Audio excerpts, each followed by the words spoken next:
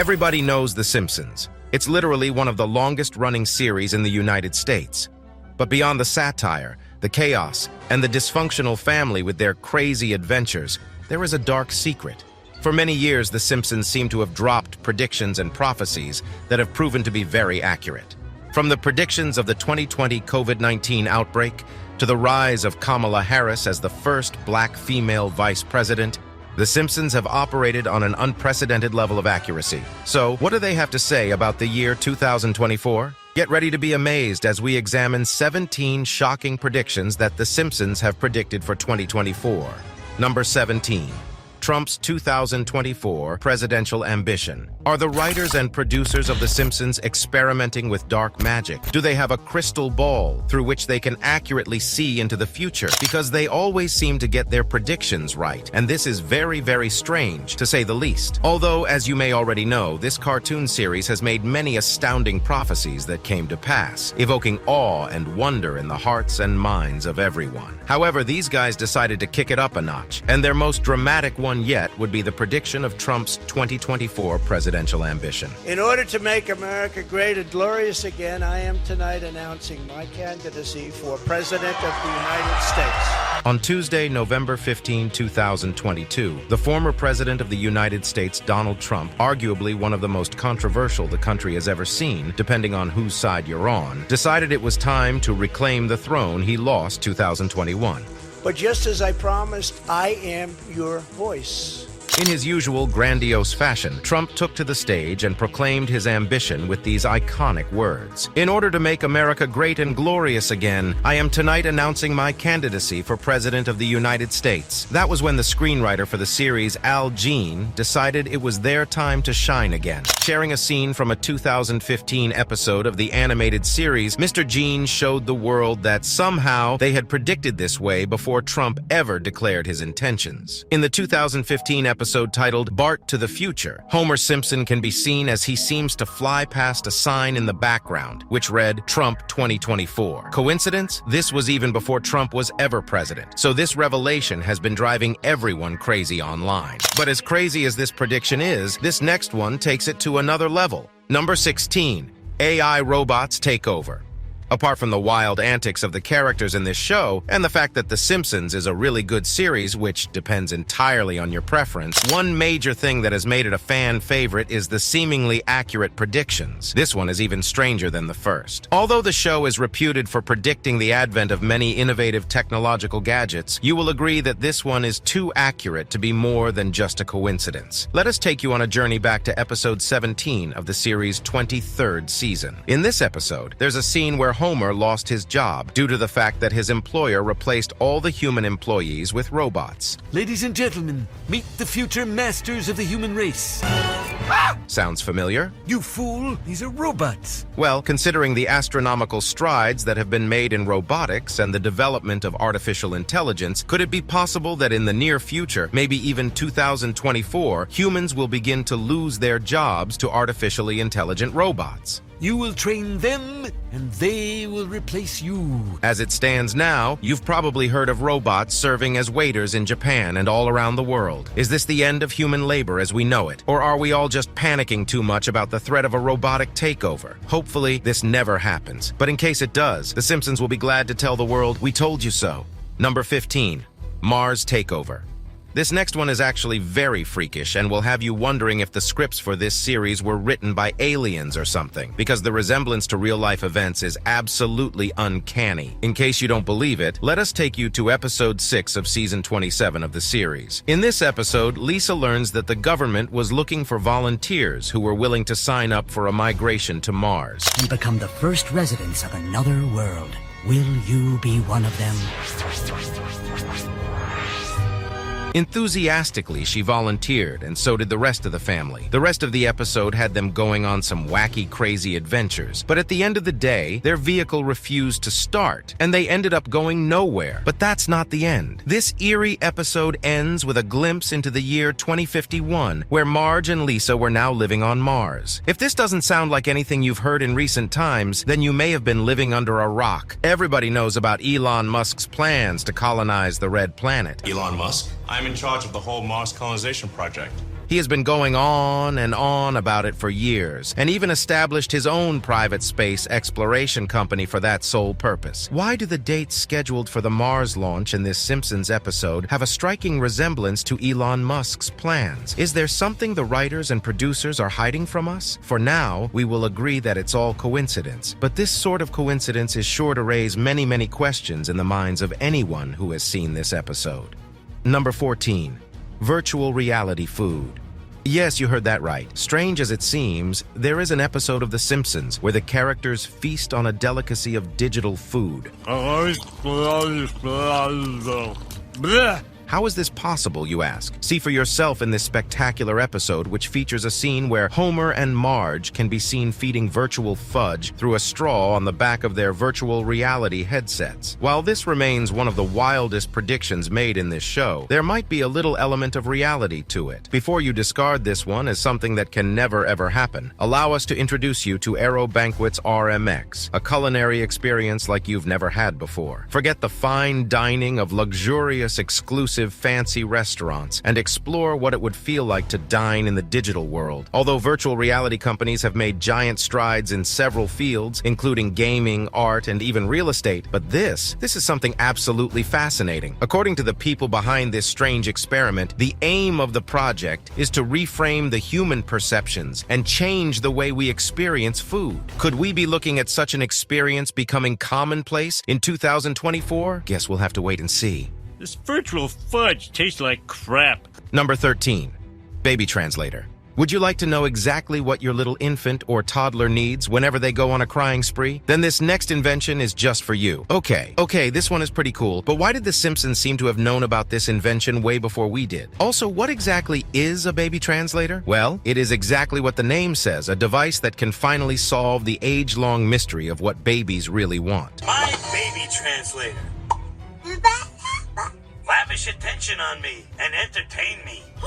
Maggie, you talk! In episode 24 of the third season of the series, titled Brother, Can You Spare Two Dimes?, Herb Powell, Homer's half-brother, invents this magical device that could translate baby talk into actual speech. Pretty fascinating, right? But could such a device be replicated in the real world? Or is it just a fantastic idea that would never materialize? For most of you saying no, it can never be made into a real gadget, guess you didn't really read the title of this video now, did you? Because a company called Zoundream has finally built a machine that will blow your mind. The Swiss software company claims to have developed a fascinating piece of technology, known as that harnesses the power of artificial intelligence to determine what exactly babies want when they cry. Do they need comfort? Are they hungry? Or do they just want you to get your ugly uncle off their faces? You will be able to accurately determine what exactly your baby wants in a very near future, maybe even 2023. Now the big question is, did art imitate life, or did life imitate art? We'll leave that for you to decide. Number 12. Female presidency.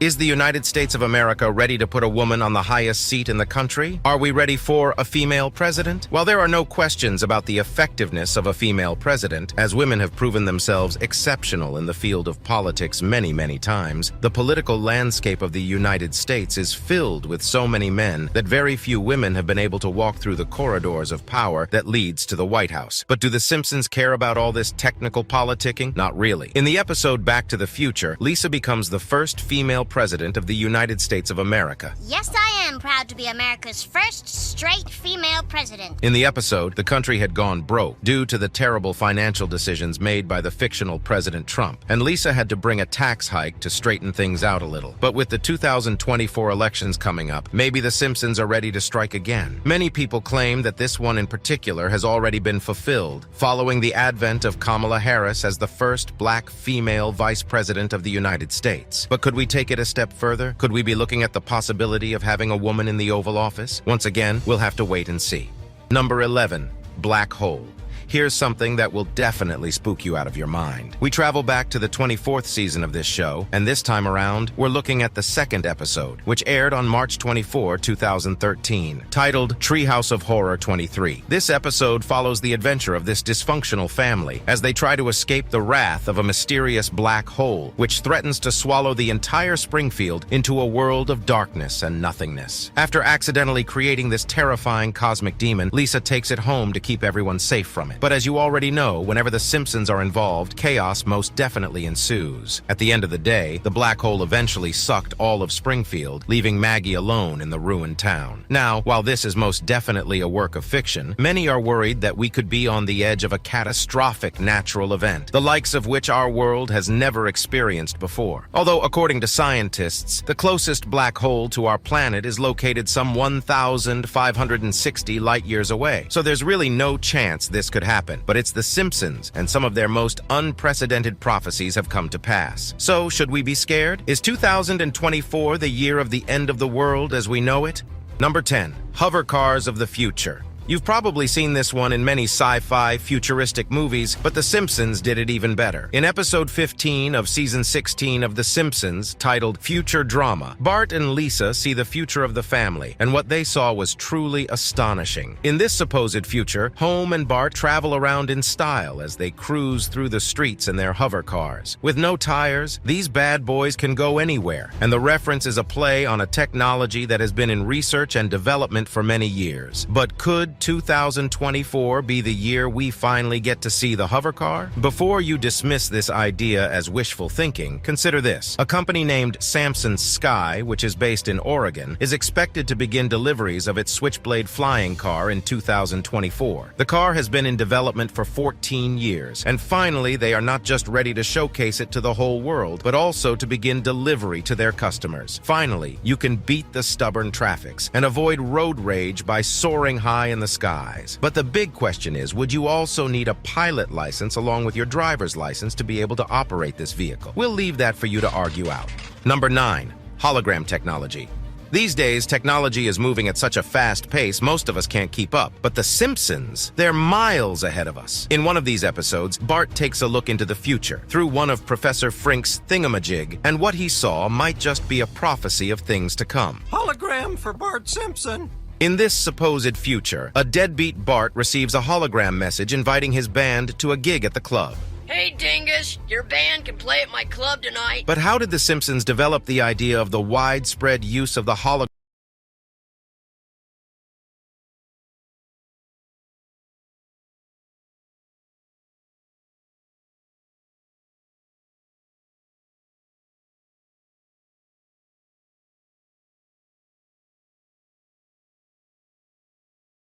The true purpose of The Matrix is darker than you imagine. The real world in the Matrix franchise is worse than a nightmare. Humanity is trying to survive underground. Most, if not all, of the planet's flora and fauna appeared to have gone extinct. Life as we know it disappeared the moment humans decided to burn out the sky. Or maybe things didn't go the way it was told.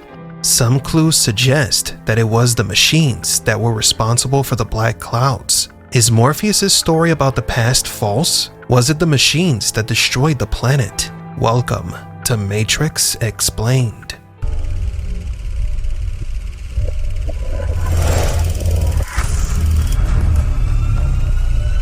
Welcome to the desert of the real. This theory was proposed by us back in 2020. It began with Morpheus. He told Neo that in humanity's desperation, they burned the sky, as solar energy was the machine's main source of energy, which inevitably led to the creation of the Matrix. At the time, they were dependent on solar power, and it was believed that they would be unable to survive without an energy source as abundant as the sun. Yet the destruction of our sky only benefits an entity that does not need the sun to survive. We would face enormous biological and ecological issues if we were ever deprived of the light and the heat from the sun. Humans would suffer from vitamin D deficiency, necessary to absorb calcium in the intestines, essential for a child's growth, as well as for the strengthening of the immune system. People deprived of sunlight will develop weakness in the bones and will be more prone to diseases. They would become susceptible to upper respiratory infections and be more vulnerable to autoimmune diseases, allergies, cardiovascular problems, etc. And little by little, all biological life would slowly go extinct. For many critics of The Matrix, the burning of the skies never made sense because the machines could choose other methods to obtain energy, such as nuclear, hydro, wind, or even geothermal. Maybe turning humans into batteries wasn't the idea in the first place. Have you ever wondered what gave power to the cities of Zion and Io? The reason Zion is underground is that it uses geothermal energy to run its machinery. The city takes advantage of the heat that comes naturally from the depths of the planet. The last human city. The only place we have left. Where is it? Deep underground, near the Earth's core where it's still warm. Like other contradictions in Morpheus' telling of the past, this too doesn't make sense. If humans manage to harness the energy from the Earth's core, why don't the machines do the same? All of this makes even less sense when the architect reveals to Neo that Zion has been destroyed multiple times before. But rest assured, this will be the 6th time we have destroyed it, and we have become exceedingly efficient at it. Just stop and think about this for a second. This means that Zion is a creation of the machines. The technology and process of harnessing geothermal energy to be used by the machine city is built by the machines every time a new matrix cycle begins. This confirms that the machines don't need humans for energy, and maybe they never did. There are levels of survival we are prepared to accept. Now, the machines don't need the sun or the humans for energy. So is the story about the humans burning the sky a lie? Morpheus learned of this event from the Zion archives. The archives are part of the city's main computer or data bank. The Red Pills also use the computer to store mission data and run training programs. The Animatrix gave us a glimpse into this story, yet there is one important detail that nearly everyone always overlooks. At the start of the program, before it explains the events of the world, it calls itself the Zion Archives. Welcome to the Zion Archive. You have selected historical file number 12-1. The Second Renaissance. Why is this important? Because the machines build Zion, including its archives. So all the supposed history recorded in those files are most likely fabrications. They're just bedtime stories. The most important clue that the machines were the ones that burned the sky is the material saved in those archives. It's not clearly explained what the clouds are made of, but we know that it functions as an EMP, electromagnetic pulse, which drains the energy of the human ships and the Sentinels. With this, we are pretty much sure that it is not made of biological material. The confirmation of what the clouds are actually made of is in the Matrix Revolution script, specifically in the scene when Neo and Trinity pass through the black clouds. The Logos plunges into the sky with a surreal splash, like a plane crashing into a sea of shaving cream. The molecular replicators immediately drain the life from the Sentinels, and they fall dead, tearing through the clouds that cling to them momentarily, like shredded pieces of parachute, before letting them fall away. The Logos is engulfed by a ball of lightning as it is attacked by the sky. It shakes violently, every light blowing out until the ship dies. The theme of molecular replicators in science fiction is frequently associated with advanced construction, nanotechnology, and the control of matter at microscopic scales. The creation and usage of this type of tech don't coincide with humanity's actions and beliefs before the machine war. They banned artificial intelligence and are doing everything possible to destroy it. The technology used to describe the clouds is a type of nanotechnology. If humans wanted to destroy the machines, attacking them with the nanotechnology that artificial intelligence could then hack or take control of is risky and kinda dumb. So let's say it was the machines that covered the skies with black clouds made of nanobots. The plan does sound like it would work better on organic life forms than on machines, doesn't it? But did you know that the black clouds also served as a protective shield? In one of the Matrix comics, where the end of the world is explained, an alien invasion happens, a large-scale attack by ships from another planet, and the machines send a human to fight them. The true purpose of this layer of nanotechnology that blankets the Earth is to serve as a shield to disable every ship that enters the planet. An anti-alien shield, if you will. That's what we believe anyway after reading this comic. It was not only created to kill all biological life in the world, it is designed to prevent new biological life from another world from entering. Now, if humans are not a power source, as proposed in the Matrix, what are they then? After the release of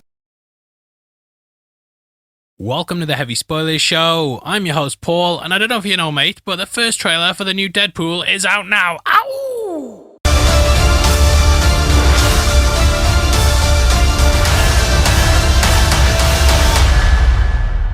Throughout this video, we're going to be breaking the whole thing down, talking about the Easter eggs, and also what we think will be in the film. There's a lot to cover, and I also want to touch on the rumours about some characters who will show up in the film. Spoiler alert.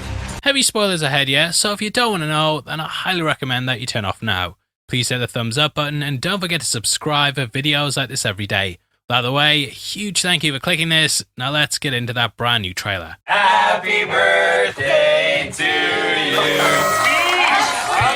All right, okay. It's been a challenging few years, for sure. But I'm happy. That is because of each and every one of you. I'm the luckiest man alive. Make a wish, buddy.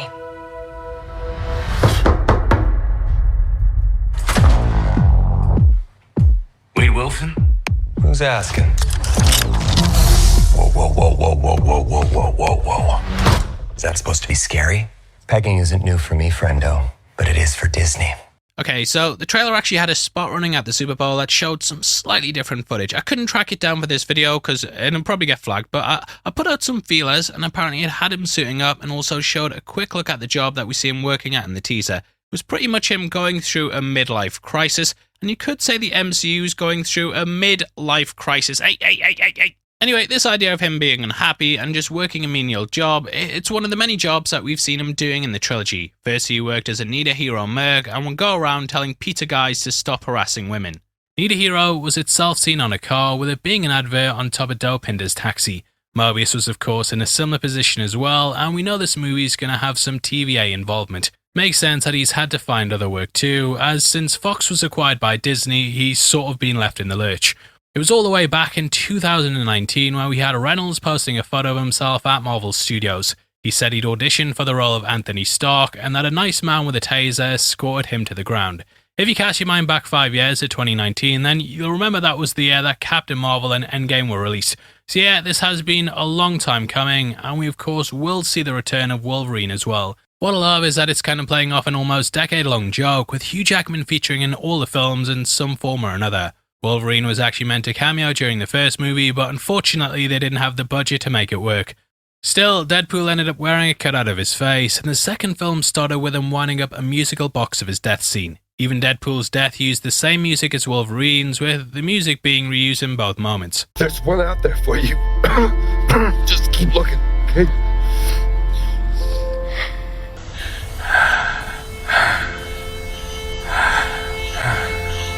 A Wolverine showing up was first to introduce us in the Deadpool 2 post-credit scene when Wade said the following. Huh?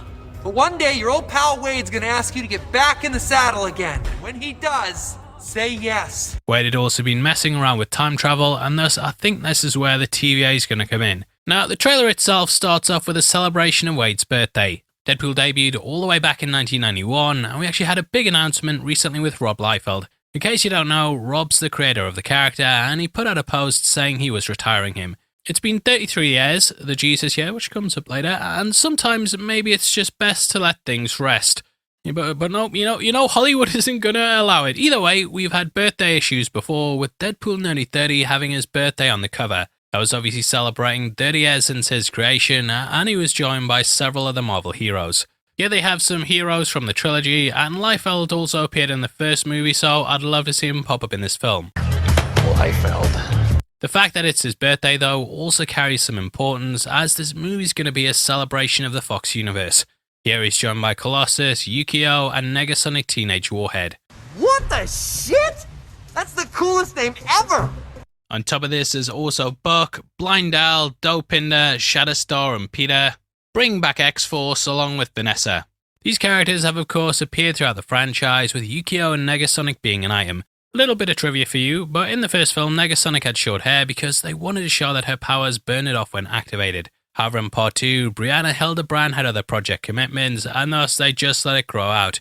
Colossus also looks slightly different, with his design updated slightly due to an increased CGI budget. Wade is wearing a wig, and at this point we get a knock at the door. That's from the TVA, with them taking him to the organisation. As they whip out their pruning sticks, he says it's not the first time he's been pegged, but it's the first time for Disney. This is a reference to the first film in which they celebrated International Women's Day. Now, I'm going to preface what I'm about to say next, because it might sound a bit stupid yet, but I'm going to preface this by saying sometimes the MCU takes certain comic stories that belong to certain characters and give them to other heroes. For example, in the comics, Hank Pym created Ultron, whereas in the movies it was Tony and Bruce. The Infinity Saga didn't even feature Adam Warlock, and if you've read the comics then you'll know that's a pretty massive change-up. And why I'm telling you this is because this story sort of comes from the comics, but instead of being Deadpool, it's actually a She-Hulk one. Both characters break the fourth wall, and thus it does kind of make sense you can interchange stories with them. Deadpool has fought the TVA before, but this seems like it's playing off the time of her life. That was the character's 100th issue, which in itself was also her birthday. In that, She-Hulk was put on trial by the TVA because she'd altered things to save Hawkeye's life, which may play off how Deadpool saved Vanessa. She was supposed to die in that second film, but at the end, Wade used time travel to go back and save her. Marina Baccarin is going to be back too, and I don't think it would be a Deadpool movie without her at least somewhere in it. Childhood. Rougher than yours. Daddy left before I was born. Daddy left before I was conceived. Marina Baccarin's hinted that her character will become Copycat, which is something they've wanted to do for 3 films now. In case you don't know, Copycat's a shapeshifter who, similar to Mystique, is able to change her appearance. In the first film, there was a line shown in the trailers that had her saying she's played a number of different roles. This was then removed for the final cut, with Tim Miller wanting to do it for the second film. We just dropped a big breakdown on the channel talking about all the making of and Easter eggs in that, so check it out if you want to know the full story, but it's one of the main reasons why Tim Miller left the project. That was over creative differences, with Vanessa's role then being greatly reduced. Marina Baccarin did say that she felt she may have been a victim of fridging, but the ending did change things so that she was saved. Would love to see Copycat finally get to shine, and yeah, that's a big direction to take the character to. That's a little theory time, because we learn Wade's been brought in for other purposes. However, the TVA do tend to recruit those that they punish. Loki should never have escaped during Endgame, and he was then brought in to help track one of his variants down. That is something that could be happening here, which we'll talk more about in just a bit. Now, another aspect of that She-Hulk issue is that it's the first appearance of Paradox, who we then meet in the TVA. Paradox is not to be confused with Dox, and in the comics he is a clone of Mobius. The TVA obviously aren't doing that for the MCU because we've had so many of their agents, whereas there they were mainly clones. Still though, Paradox will be a cool character to pop up, and McFadden's name's been on the up and up after Succession. It's a very similar scene of Mobius interrogating Loki, and we also get an Avengers shot like what was shown there. Wade's described as a hero among heroes, and basically he's here to save the MCU. He refers to himself as a Jesus, with this being the second time he's been mentioned in the trilogy. No, I'm talked about in the same sentence as Jesus. Passion of the Christ, then me. Seems like Wade's here to save the Marvel Universe, which is kind of an opposite to one of his most famous comic book runs. In case you don't know, that is Deadpool kills the Marvel Universe, with them flipping the context here. It's had numerous sequels and originally culminate with Deadpool going to the Marvel offices and killing the writers and artists. I don't know if they'll do something like that because of the She-Hulk finale, but this kills motif something that I think will carry across to the film. I actually think they might tell Wade he's saving it, when in reality he's here to kill the Fox universe. That could then act as a swan song for that franchise before finally bringing them across to the MCU. And there has been lots of footage from the set leak that unfortunately I can't show due to licensing issues. We have included them in some videos before, and shout out to Jeff at Bab Media for allowing us to use them, but we had to buy licenses and ask for permission. I'm not sure on exclusivity, it's late, I don't want to be messaging the guy at 3:30 in the morning, so yeah, we won't use them, but chances are that you've probably seen them anyway. This had the sign for 20th Century Fox down there, with Deadpool and Wolverine fighting in front of it. Thus, this is why I think they're just getting rid of the whole studio and doing this as a tongue-in-cheek way to say goodbye to it. Now, they include a fight between Wolverine and Sabretooth, with his Tyler Mane version reappearing. There's also Toad from the first film, and some other Easter eggs hinting at the larger Marvel Universe. The Fantastic Four car was there too, along with Red Skull's car from the first Avenger. We also had other versions of Deadpool, including Dogpool, and a version of Deadpool who doesn't have a burned face. It's possible that this is Major Wilson of S.H.I.E.L.D., as he was known as the good-looking Deadpool when we look at the comics. At this point we then see him suiting up, along with his returning swords in B and Arthur. In the opening of the second film, we could see the name B written on the bottom of the handle, with this confirming that they were indeed their names. Deadpool in the comics is a big fan of the Golden Girls, and even wore a t-shirt with B. Arthur's face on it in the first film. Now if you want to suit up and help support the channel, then make your eyes wander to our merch store right below the video. Check out Kevin Feige It's All Connected shirts, which are linked below, and if you buy one, I guarantee your mates will look at you wishing they had your life, and they definitely don't think you're a twat. They want your fucking life. At this point,